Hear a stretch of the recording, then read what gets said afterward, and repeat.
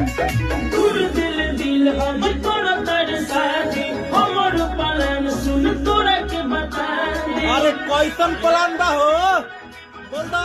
दूर दिल दिल आज तोरा तर शादी हमर प्लान आज तोरा के बता दी।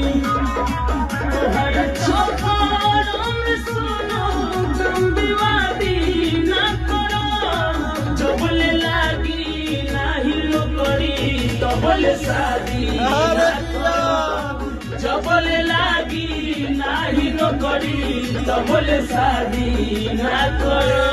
अरे जिया ब्यास